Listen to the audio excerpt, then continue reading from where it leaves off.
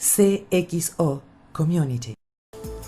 CXO Community. Oh, you're going to do this now. All right, thank you. Wikileaks is a not-for-profit media organization and intelligence service of the people. Right?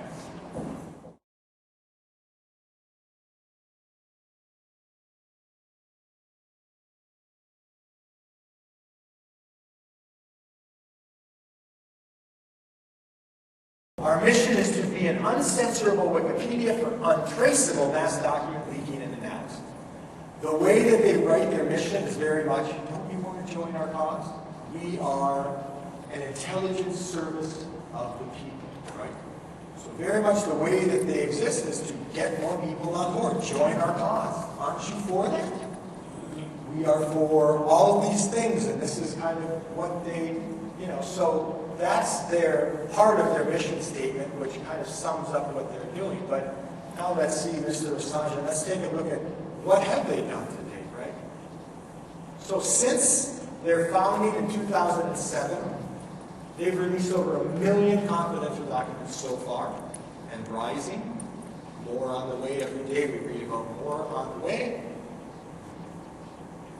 Covers governments, banks, churches, trade organizations, boom, on and on and on. It's not just governments, not at all. And affecting more than 13 different nations. So the other thing I hear a lot with WikiLeaks is it's US, right? Because this was the highest profile, right? The Gitmo files, and Bradley Manning, and all of that. Very much focused on US, so sometimes there's a misperception. They're pretty much just focusing on the US.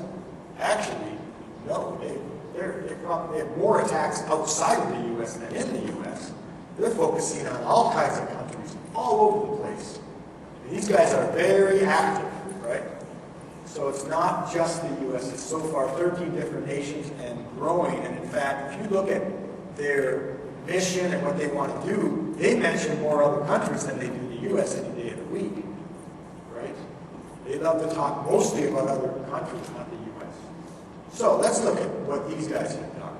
This helps answer the question, well, they're just going after the U.S. government or some government. Why the heck should I worry about it? So let's see what they've been up to since starting about 2008, right? Details of illegal operations. They certainly like banks. So we'll see a trend here with them focusing on banks. So this was the Cayman Islands. Here's another bank. And this was Iceland. This led to another financial crisis. They love to expose. And this often leads to all kinds of turmoil and crisis, so they love that. That's another bank. 2009, Peruvian politicians. That was the big oil scandal in Peru. They exposed all the recordings, leaked all the documents, another massive scandal down there. So here's the big U.S. in 2010. This was the big Bradley Manning, the first big Bradley Manning. So here's the U.S. This, of course, is the most famous all the leaks from WikiLeaks. Then they released the Gitmo files, 500,000 different files, but remember, so you often hear a smaller set of files. There were main chunks of files, each one containing lots and lots of files. So when you look at the individual files that were in just those few top files they released, it was over 500,000 and going. And they're still, what they do is they hold them and they say, we're going to release this, release a couple more, we'll release more, but that's how many that they have so far released. Now, this is when WikiLeaks kind of started to clearly take a little bit of a stand and talk about a position that wasn't just focused on governments. So they made a clear threat to Bank of America. So Bank of America, after the WikiLeaks, a lot of the banks, right, started to realize, WikiLeaks is an organization that's getting lots of donations. Lots of money flying around, lots of bank accounts, lots of money transfers. So Bank of America started to say, we're going to chop these guys off at the knees because it's probably not good business for Bank of America to be involved in an organization that a lot of countries, including the U.S., would designate as a terrorist organization, pretty much. Definitely highly illegal, so they would love to send the troops in and pick up if they could. And so Bank of America did that, and boom, here comes WikiLeaks saying, we're coming after you. Because they don't like that, right? And anonymous as well. So if you do anything that tries to stop WikiLeaks, then they're going to come after you. So here's when WikiLeaks started to make threats to banks. Right about that time, I mentioned this morning in my speech when I was talking to C-level officers of one of the largest banks in the world. And I was actually supposed to fly to conduct a meeting with the C-level staff of this particular bank. And literally, like the day before, the 2 days before I was supposed to fly, they made this threat to Bank of America. And that meeting with the bank I was to fly to was canceled. And the reason it was canceled is because that particular bank was assembling all their officers into a room to try to ask a question. What if it's us, right? And from that point on, a lot of banks began to start saying, they're coming after Bank of America, could they come after us? And they started looking at their profile to say, how secure are we? How prepared are we? What if this happens to us? What is the team doing to try to help with this? And they started really focusing on that. But that's something they definitely did to start making a shift really to private, to kind of public companies like that and industries, right? So, how did those files leak at a high level, right? Let's look at the Bradley Manning. It's the biggest leak, and I think you can look at that and deduce kind of a lot of the leaks. So it's worth looking at. So first and foremost, the low-level employee has access to classified data way above his pay grade. This is a common problem, right? Data classification is tough, right? Who has access to that data? It's tough. This is a guy, Bradley Manning, who had no business accessing the sensitive data he had. They've looked at it, I've read reports, there's no question. He was not some big, high-ranking officer. This was ridiculous. This guy had access to highly sensitive documents that were way above his grade in the military. He should have never had access to those. That's one problem, right? And you can move this into any organization and see who has access to data that the organization may know is sensitive. And that's something we need to look at. But that's one reason that happened. He also had access to read-write privileges and drives and USB drives and external drives and ports and media on a system that can access that data. This happened to be one of those anchor desktops that's often forgot about, right? Oftentimes, we love to make sure laptops are secure and all the security, but it sits over in the corner an anchor desktop with all kinds of access that's got nothing on it. This one didn't have much of anything on it. So he had access to that and had permissions for unrestricted copy. Copy to your heart's content. So you got a guy who had access to documents, probably should have never had access to the ports and media on an anchored desktop just sitting there, forgot about. And there were no media protection at all on that device, so he could just copy anything he wanted to any media he wanted. So he just stuck a CD in there and just started copying it, writing Britney Spears on the top, like it was his music collection, right? Very simple to do. And essentially that's kind of how that leaked. We'll return to the overall lessons learned from WikiLeaks after this. But let's look at hacktivism. I think this is really how WikiLeaks could even function. I think this is kind of the trend that's growing. You're seeing all kinds of splinter organizations now. It's very much like a terrorist organization in the sense that they splinter, they break up, they change, they pull people in, and so it's worth looking at what this is, right? So hacktivism, definitely motivated by politics, right? And idealism. It's not really motivated by money. WikiLeaks wants money. They need money to exist. But if you were to look at the classic hacktivist organization and say, you're doing this just for money, they don't want the damn money. They want money to make sure they can advance their cause, but it's not about money, it's about a point. That's where it's very different from the rest of the threat environment, right? They're not necessarily criminally minded, right? But people claiming to be independent of any government and organization. So again, a lot of their members are just people you work with walking down the street. They're all over. They don't consider themselves criminals, right? They just consider themselves someone who can get in power, who's not affiliated with any government at all or anything like that, and they can start to change things and make a point in society and expose things based on an ideological objective, right? Focus includes information theft. That's a big focus. Disclose to discredit and embarrass their opponents. And this, again, this is not new. We've seen this for a lot of years. But this is the point, is to embarrass, use that data to go after a political opponent and embarrass it. And the way that they do this, DDoS, website defacement, and information theft. They love all three. Right? We'll look at some of the things they've done. It's a good combination of them. Very impressive DDoS attacks. They'll go to a website and deface it. And we started to see the emergence of Anonymous way back, not way back, but back in the last presidential campaign. Do you remember when John McCain's website, his political website, was defaced? And they went in there and put different pictures on it and changed all his statements and did all this? And that was anonymous. They took credit for it. When Sarah Palin's email was hacked and all those emails were exposed, who do you think did that? That was anonymous. You know, so they go after political figures. It's about politics. It's about a point.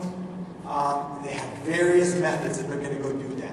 Taking data and stealing it and then exposing it is a huge way they're going to do that too.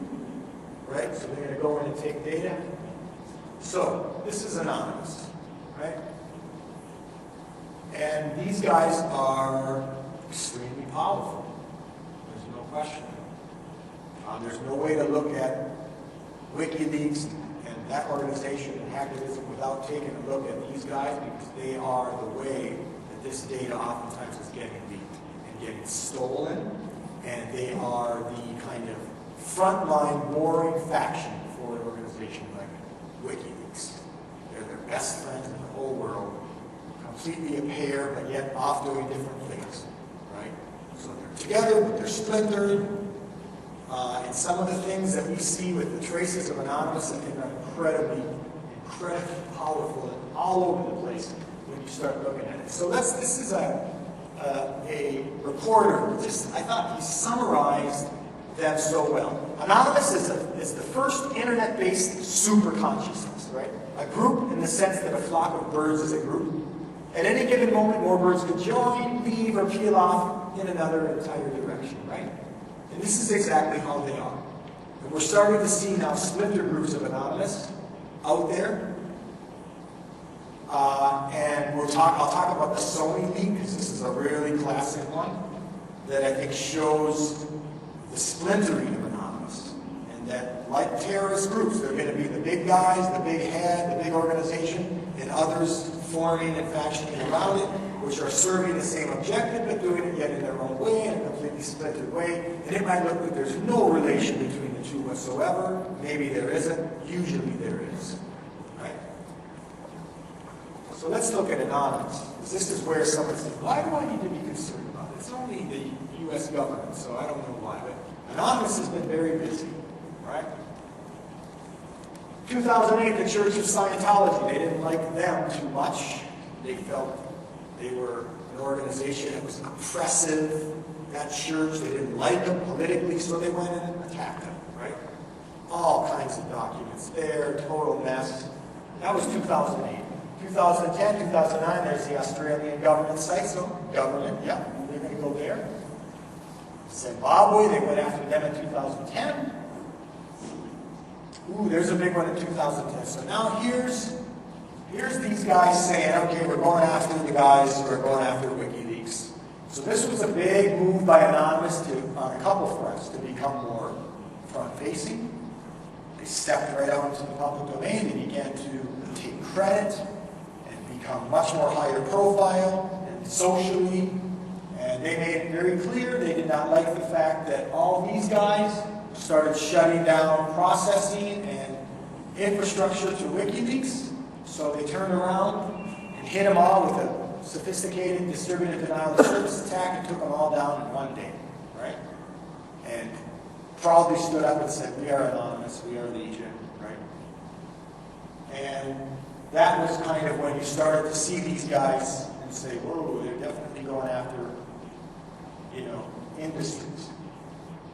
Dutch government sites, they went after them in 2010 as well. Post-finance site, right? Here's another one. So this is like post-finance in Switzerland is like, they're kind of like a bank, but they're more like they hold money and they transfer money. And this was where Wikileaks and Julian Assange had an account, they were exchanging money. So here's an organization that thought, I'm going to shut them down, shut that account. They did that. Anonymous went and took them down. And now this is an organization that's actually facing criminal investigation for shutting down a customer based on political reasons. All right, so that organization themselves are under investigation, but they're the ones who got hacked because they tried to take them down. So that's another one. Tunisian government sites, Egyptian government sites. But boy, 2011 has started off as a banner year for Anonymous. And here's where they really started to come after industries. It started actually with BMI. Yeah? BMI is the big music company that owns the rights to music files and music. And they felt they were infringing on the ability of all of you to exchange music media. They didn't like that. So they attacked BMI and defaced them, hit them with a DDoS attack, pretty much brought their website to its knees and made a very big point there. Then they turned their attention to Sony. And this one is still going on today, isn't it? It's funny because when I was in Barcelona, beginning at CPX, the beginning of this month, we already knew Anonymous took credit for the initial PlayStation hack. So they didn't like Sony because Sony was not allowing users of the PlayStation to amend the code and, do whatever they want to do to make the games for their own. And Sony was clamping down on that, of course, and Anonymous didn't like it, so they went and took down the whole PlayStation network. And again, probably stood up and said, we are Anonymous, right? And then, a month or so many weeks after that, the biggest data breach in the history of mankind happened. It started out with 77 million files. It's now over 100 million. And Sony happened to get breached, didn't they? All the users of the PlayStation Network, all their files, names, account information, everything about it were taken, right? And when I was in Barcelona, I said, I'm just going to give you my impression. This is Anonymous. But Anonymous had stood up and said, we didn't do that. We didn't do it. Right? Classic kind of way that these organizations function. But I felt, this is really, they didn't. I mean, isn't it interesting that they took them down and then, just a few weeks later, Sony just happens to get breached, and all of those files, the biggest defacement you could possibly have ever is what Sony's going through right now. And that has nothing to do with Anonymous? I think so. Literally the very next day, the story wrote that Sony has launched a suit against Anonymous because they actually have forensic information that shows that the files inside the organization had a hidden message that said, we are Legion, we are Anonymous. Right? You should have seen us coming. That traced it back to Anonymous. Now some may say, yeah, but whoever went in there could have planted that. Well, they apparently have pretty good forensic information that shows that it actually was Anonymous. But here's another point. It could easily be a splinter group of Anonymous. Because they have splinter groups.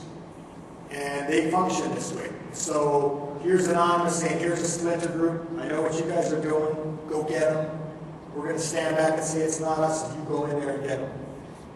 Then we have problems. These splinter groups are now fighting, right? So you see that a big splinter group that is formed, in addition to Anonymous, they're starting to fight each other, right? A lot of it probably has to do with Sony, is my guess. But the fact is that Sony and the government, federal government, and other government agencies have launched a formal, as if they need another formal investigation. But there's another one on this breach for anonymous. And I would say, yeah, completely behind that breach, I would say. And they want those people's information because they have to face a Sony, but they also get a bunch of contact information and email addresses that might be handy for them someday. They love that, right? But we also saw them in 2011 attack a security company. So H.B. Gary, if you know H.B. Gary, and the CEO made a statement saying, I've got the names of several people of Anonymous, and I'm going to share them with the U.S. government, the CIA, and the FBI, and I'm going to turn them over. And he made this big public announcement saying that, not too smart. And Anonymous basically turned around on Monday and said, really? And they took H.B. Gary down. I mean, say they took them down to their knees is an understatement. I have friends that work at that organization. I know them. Their website was off for how even long, I don't even know. Most people that work there pretty much were looking for work, thinking the company is completely, utterly dumb, right? John Story, a good friend of mine at Gartner, even wrote a research note talking about that attack and saying, how could you ever recover? If you're doing business with these guys, you better seriously think about this, because they were just hacked so easily, and they stole all kinds of people. They took them down, right? So at that point, Anonymous liked that because they want to make a point with as many organizations, but they seem to be focusing on security. I also have a theory about the RSA breach, right? And I looked at that breach. I looked with our research team at what was done there, the way that spear phishing attack went. It's got Anonymous all over. They targeted about 6 individuals. There was all kinds of due diligence and surveillance done on these people. They knew very, very well that one of those people would click on that thing. They targeted them. They went, they hit, boom, one of those high-level director people clicked on that. That was it. It was an Excel spreadsheet, dropped in an Aurora-type threat. It started to go in mine, and boom, that was it. And I think what happens is something like Anonymous, they want to show that they can go after the security that's trying to prevent them. They also are testing themselves, right?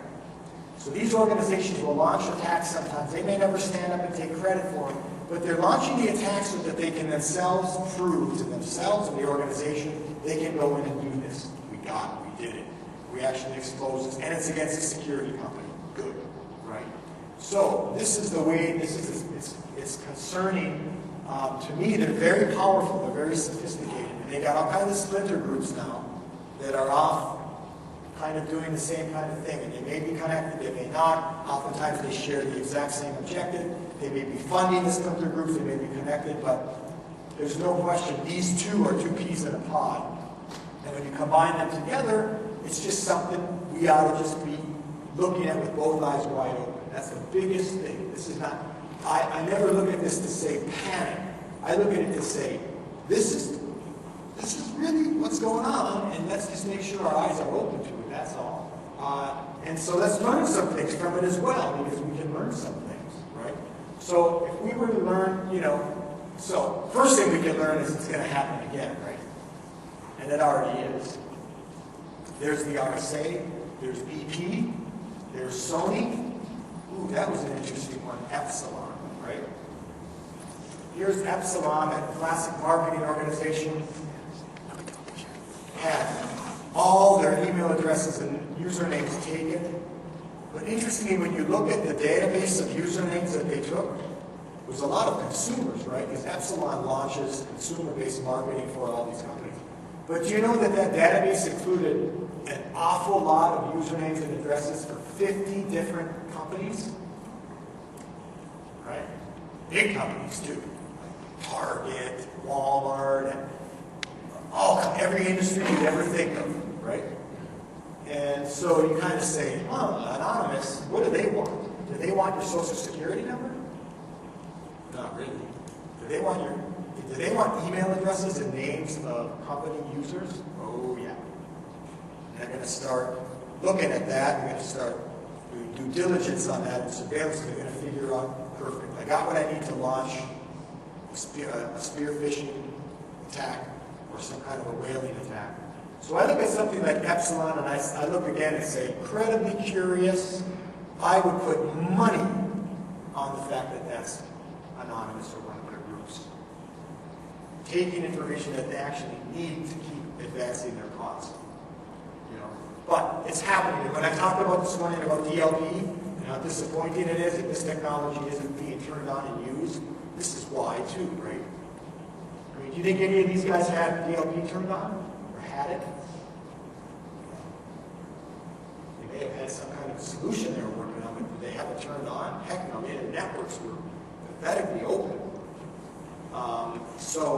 But it's happening again, right? So what can we learn?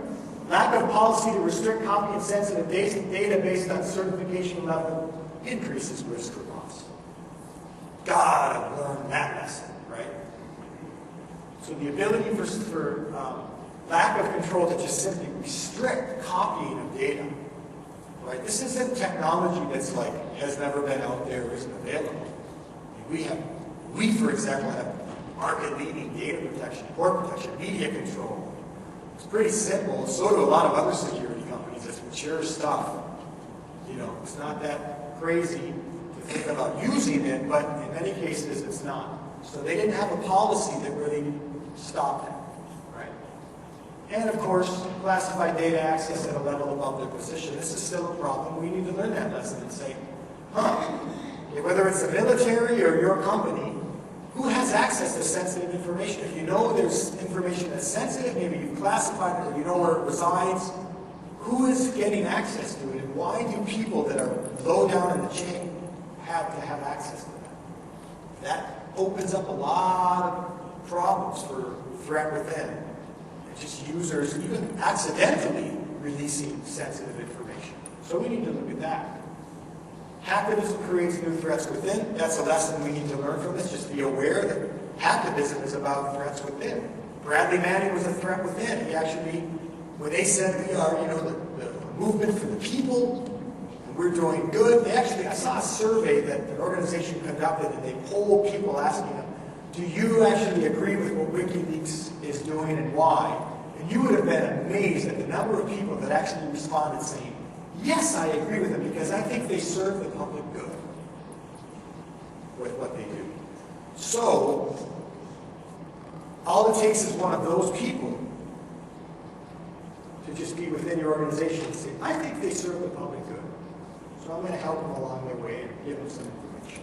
And that was pretty much what Bradley Manning was. He just, you know, he agreed with their philosophies and ideology and positions, and he wanted to do that. So hacktivism definitely creates threats within. They count on this. They count on this to advance their organization. And they call both WikiLeaks and Anonymous calls their teams members. Our membership includes, if you talk to WikiLeaks, our membership includes, 1,500 people around the world, right? It's our members, right? And they could be just any person coming to their cause. So we need to look at that. And we also learned, if you look at all of these breaches, they go global in seconds. So it's not like you can say, there's a couple of it out here, and oh boy, if we stop that. No, it's like everywhere in seconds, right? And all of these breaches, it's like, wow, how fast they went global will make your head spin. It's like, boom, they're all there. How many of you have been to the Anonymous website to look around at what we've got? Does anybody know? They go look sometime and look at their global footprint, their mirrored global footprint. It'll blow your mind. They list all the servers they have that are mirrored everywhere in the world. There's hundreds of them. Everywhere, on every area of the globe. And they've set this infrastructure up to mirror everything in real time. So that when they put data out there, and it's on their servers everywhere, you can never get it off. And they built that. That's their safety net. That's the way they do it, right? So just them alone, your data is everywhere. And then once it goes to the internet, it's everywhere. So we need to know as well that these things go in seconds. So what that means is when we start thinking about how to prevent it, one of them is, if we know it goes global in seconds and we have a breach, we should start thinking about what are we going to do if this happens to us? What's the mode? I mean, it's not like you're going to stop it. You can't delete it. It's there. It's done. But now what do we do? Right? It's worth looking at. And because they're not motivated by politics or money, and DDoS and defacement attacks are their objectives. So DDoS is definitely a way. The way that they go into face, this is definitely something that we learn that they do. And so something we want to look at. So how to avoid? Let's look at some steps of how we can avoid it. So what can you do? First of all, look, I mean, a lot of this stuff isn't necessarily rocket science. There are some simple things we can do. One thing I always say is, look, security, I mean, I've been in security a while. This is tough as advanced. It advances, right? 1 year, 2 years in security technology is a lifetime, right? The things that security companies like us and others have been bringing to market from a technology perspective and a security perspective are just huge. We need to make sure you're leveraging those technologies. Modern security technologies, you got to use them. This is the way you will stay current. A lot of the most modern technologies are really trying to help in these areas. So when you hear something like next-gen firewall, not only is it good to move to that, it's great for you guys to look at that because that converges and unifies and it's efficient. And you know, we already have proof to show it's viable, but it also provides you with a great modern technology suite that you really, really need. So things like that, you should look at it. DDoS protection. Do you have it? Is it good? Are you confident in it? Where is it? Definitely something you should look at. Web security and control. You need to look at web security and control as part of it. A lot of the next-gen firewalls have that, but you can also have others. Web security and control, great URL filtering along with the application control, and proactive IPS. All of this stuff should be proactive. IPS, absolutely positively. So all of these things we should have and we should be turning them on. There's no time to say, I'm just monitoring it in real time. You know, passive, not going to help you, sorry. It's not that you can stop everything, but if it's not turned on, you know you're not going to stop it. So that's one thing, right? Deploy preventative network protection. It's modern, one of the most, you've got great stuff out there today. Enforce encryption and data copying policies, right? Deploy encryption technology, right? You can do this. This is technology that's not new. We, for example, have this. You can look at it. You can talk to the guys in our exhibit area or others. Port protection, media control, encryption, right? You can use this to have smart policies about copy of data, and it should be on all workstations and laptops. Don't forget the workstations. This is where a lot of this problem is. Someone just walks up to a workstation, man, they can do whatever they want. Copy to your heart's content. And by the way, it has access to everything in the network, that workstation that Bradley Manning used was definitely forgotten about. There's no question. They went back and looked at that thing and thought, what the heck? There was nothing, no controls on that thing. DLP technology. We need to deploy proactive DLP, right? And so, I'm saying it's the most disappointing technology simply because you can't deploy it. But one of the things, there's a way to do it. But again, focus on where it matters, where are those leaks occurring, and that technology should also help educate your users. The user's a big piece of this, and I'll talk about that, right? So we have DLP technology, we just did it differently. It focuses on those primary protocols, SMTP, HTTP, FTP, we're doing HTTPS now, right? And you can turn it on in one day. I mean, I've done customer roundtables with press and analysts, and the customer sitting right there. It says they deployed it in 2 days and turned it on. Isn't that nice? You can do it. So definitely, if you have DLP technologies, figure out how to target them, focus them to turn it on. We need stuff like this. And, so it combines with other data security solutions like encryption, full decryption, port protection, media control, and all of that. It's all part of it, but we need to do that. So we also need to be looking at our risk management practices. When I said this stuff goes global in seconds, when I talked to Gartner, and I spent a lot of time talking to Gartner and other analysts, You know, they'll tell you that they talk to a lot of companies about this, and one of the things they find is in their risk management kinds of best practices and plans, there are oftentimes nothing that kind of deals with just thinking about what happens if this happens to us. What is our process? So, you know, what Pescatore and Greg Young and others will tell you, more other analysts, is, you know, think about having some like a war room scenarios to say, what is our process? What if, let's just assume it happened to us. Let's do what we can to prevent it. If it happens to us, and this stuff is global in seconds, there's no way to stop it, you can't delete it, it's everywhere. What do we do? What's our process? What are we thinking? Who are we assembling? What forensics are we doing? What are we going to look at? How are we going to identify? Because if you can identify the person as quick as you can and what happened in the event, man, do that. That's going to help you a lot as you try to get your hands around this problem of what just happened to you. So I think what can you do is best practices for impact analysis and good event analysis. You need to be able to be in a position to say, oh my God, this just happened to us. How quickly can we go look and find out where this happened and who it is? And again, the technology we have today, you've seen it here, we've shown you that we now provide very granular user identity. You see everyone, you see what's going on, you see all the events, you correlate them all, you see it across all the protections, you can dive in, you can look, you see exactly what it is, what's the source, what's the destination, what happened, what it is. You can find this stuff if you have the right event analysis, and that's critical. It's critical not only to find what happened if you have a breach, but it's critical to prevent the breach, to be aware of what events are happening and be able to dive into them and look at them. So event analysis is also there. And we need to train users, right? If you have threats within, it's a tough one. There's nothing, no security company could ever stand up here and tell you, I know what you can do to stop a threat within, an intentional malicious threat, right? You can't do it. There's no way, no industry, no anyone can stop all malicious intended threats, right? But a lot of your users are not malicious, we already know that. Overwhelming majority, 99% of users are not wanting to leak your data because they're malicious. If they are, it's because they're careless.